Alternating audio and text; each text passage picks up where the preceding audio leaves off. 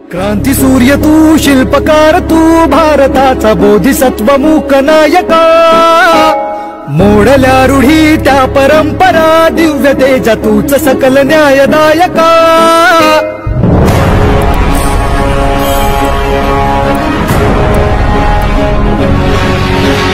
क्रांती सूर्य तू, शिल्पकार तू, भारताचा बोधिसत्व मूक नायका। मानवतेचा पुजारी, सर्व विषयाचा गाढा अभ्यास, अत्यंत कष्टाळू वृत्तीचा सुधार कार्यकर्ता, की ज्याचं नाव जसं भगवान कृष्णाचं नाव अमर झालं आपल्या बुद्धीमुळं, आपल्या उक्तीमुळं, आपल्या कर्मामुळं,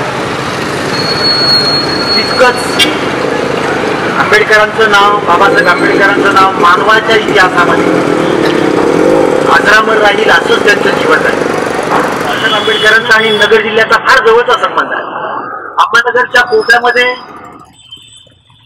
वकिलीच्या कामासाठी ॲडव्होकेट म्हणून त्यांनी कामही चालवलं। पहिल्या लोकसभा निवडणुकीमध्ये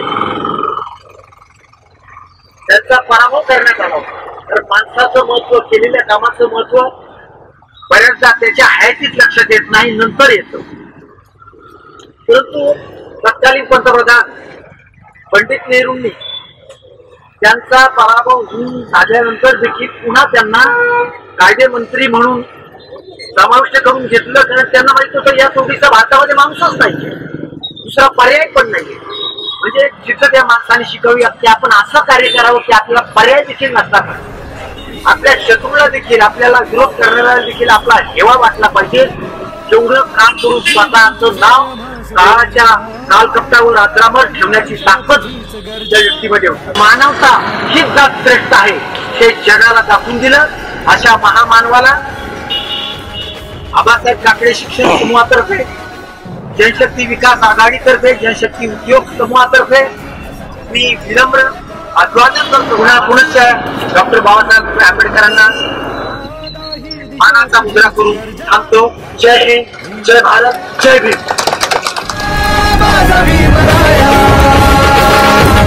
भारताचा